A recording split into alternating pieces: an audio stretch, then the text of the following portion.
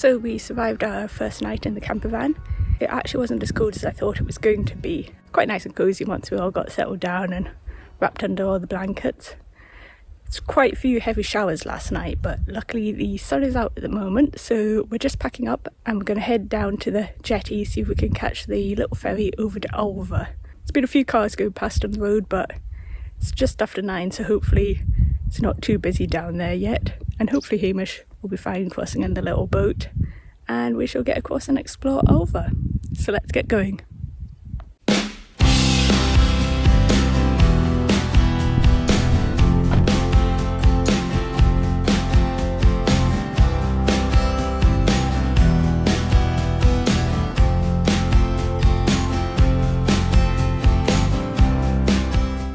There's no set timetable for the Ulva ferry. Instead you just slide the board to red to summon it across.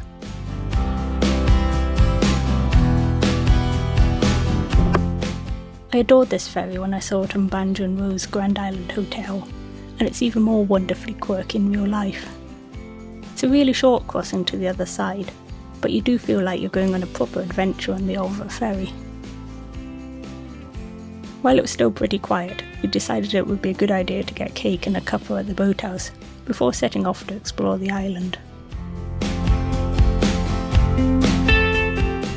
I got very excited about going upstairs to the dining area, and I drooled over Banjo's gorgeous transformation of the room. Grandpa also graced us with his presence, so I had a nice little chat with him before settling down to enjoy a very good and a very big cup of tea and a delicious slice of cake.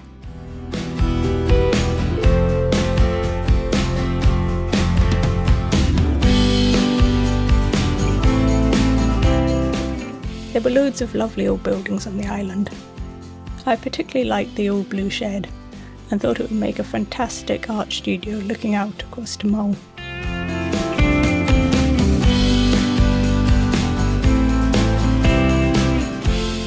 There were a number of walking routes around the island. We decided to do the farm circuit, which took us along a lovely bit of coastline.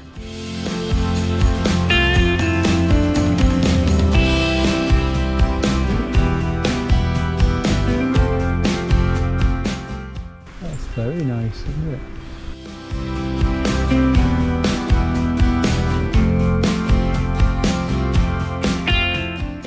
Nice and sheltered, isn't it? It's lovely, yeah. Good.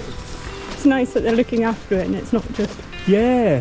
gone to weed. But there's a lot of gardeners out there that love gardening but don't have a good garden themselves. It's nosy at the house. You couldn't get that close to Ulva House, but you can still admire it from afar, without having to go and press your nose up against the windows.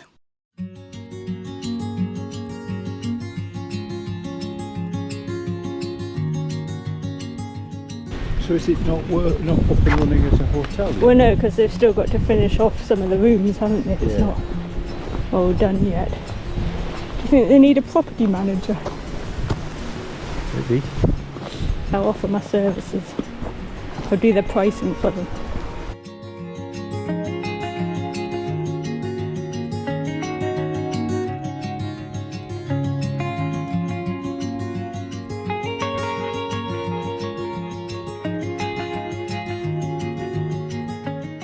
As the path we were following looped around the coast, we caught a much better sight of Ulva House across the paddock.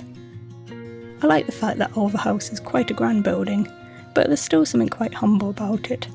It's not one of those flashy, showy-off kind of manners.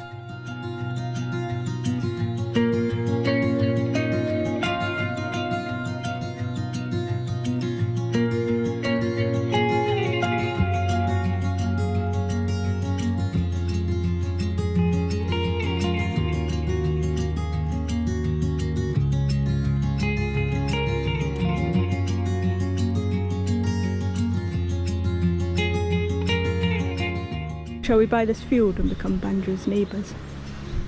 It's a lovely field. Nice boggy there. I'll put my house there though. Well, you would put it so you get maybe a bit further down to get a view of the thing on the drier bit. And I'll go there. You put it there, eh? Looking out there. And then you dig that out and make it into a pond. Yes. For my ducks. You could have your pony, you could have your ducks, you could have your sheep. pigs, you could have a few sheep, keep it down. You got a bit of woodland with it, you have your pigs in the woods. My art studio. Your art studio. Don't know where we got the money from to do this, Mike. I will win the lottery that I've never entered. Yeah. Or some unknown relation will die and leave me a vast fortune. I don't think I've got any relations that got any money. Me neither. This could be an issue.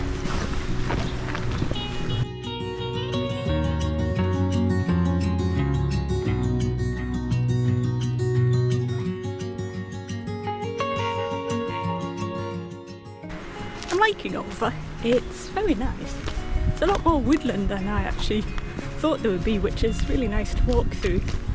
And there's a lot of paths to go on. Probably do some quite good mountain biking around here as well, I think. But yeah, it's really pretty spot. Lots of bluebells out at the moment, which is really nice.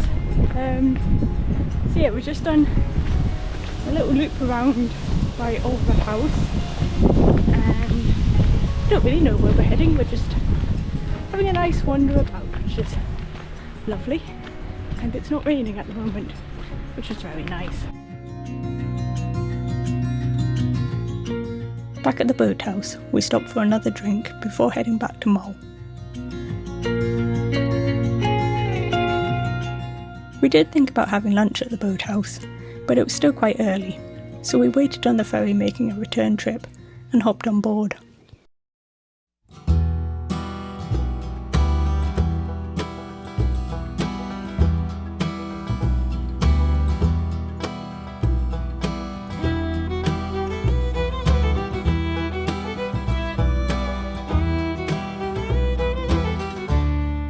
There's a lovely little horsebox honesty shop in the ferry car park that sells some very fun artworks, which I thought was a lovely idea. It will certainly get a lot of footfall this season.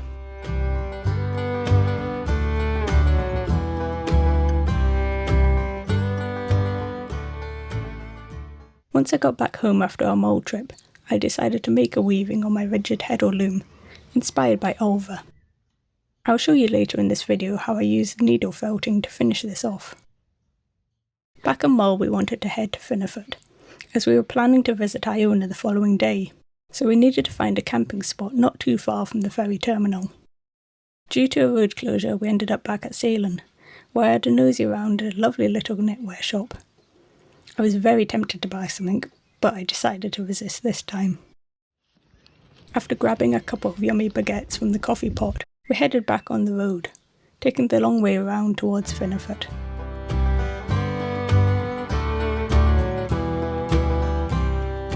As we passed Pennygale, we made a spur-of-the-moment decision to take a tiny left-hand turn to see if we could reach the coast, just for a bit of an adventure.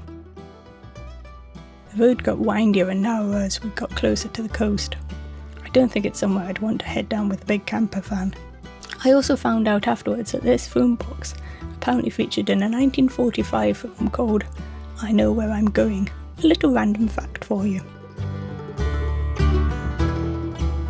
Although we couldn't get to the beach, the road did lead to a rather sweet old pier, which had a fantastic view of Mull's rather dramatic looking coastline. There was also a very sweet old boathouse with a rather interesting crest above the door. From the pier, we decided to follow the track leading to the coastal path.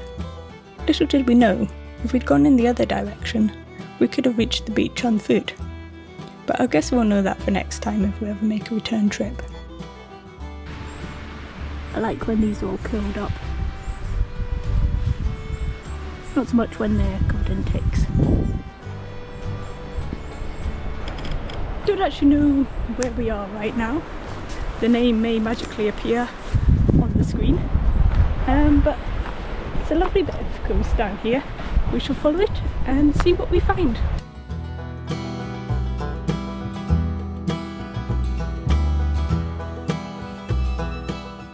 I think places like this are a good example of why you shouldn't always stick to the main tourist spots.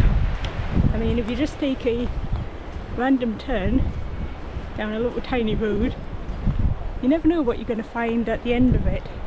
You might get somewhere as beautiful as this. So, top tip, take the little side road and see what you can find.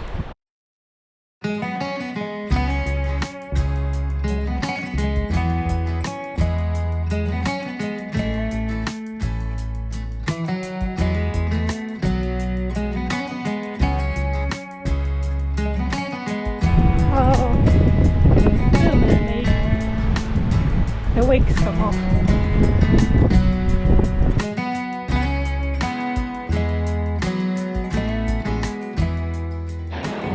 Look at that. That is cool.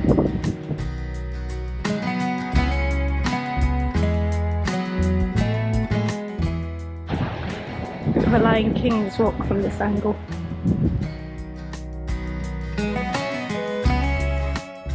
My 9-to-5 job is desk-based, so physically I don't really do all that much, but mentally I do find it quite draining. So it's just so nice to get out into nature, wander around, explore new places, feel yourself totally unwind in a place like this.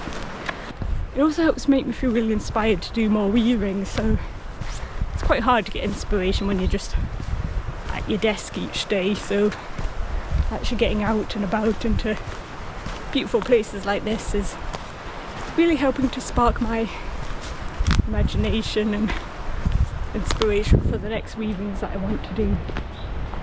I'm so pleased that we came down here. I mean, it was totally, as I said, totally by chance that we took this turning, but yeah, definitely worth it. The wind is really picking up now, but we have made it back before the rain. So now just to go and find our camp spot for tonight.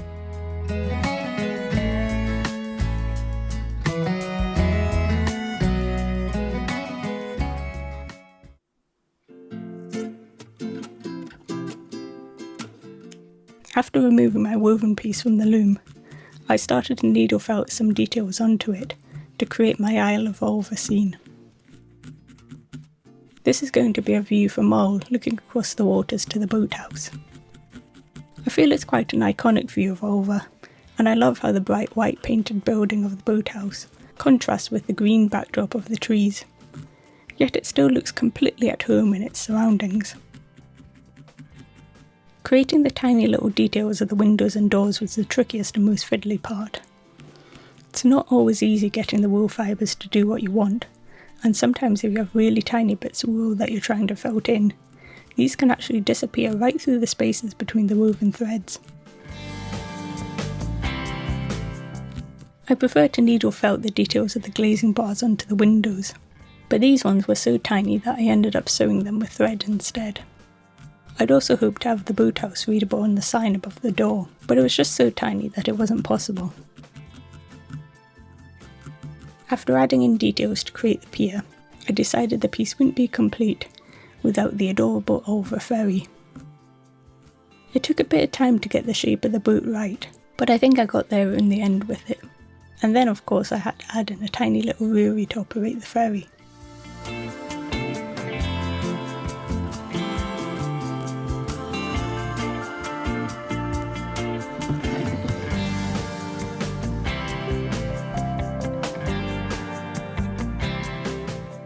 Once the needle felted design was complete, I trimmed off any stray fibres, before it was then time to pick a dowel for the hanging. These are all bits of driftwood that I collected from our local beach. I wanted a chunky rustic one that would complement the rather rustic style of my weaving. And here's my finished wall hanging. I'm extra pleased with this one, as all the weft threads, the ones running horizontally, were all hand spun by myself. Let me know in the comments what you think of it. See you soon!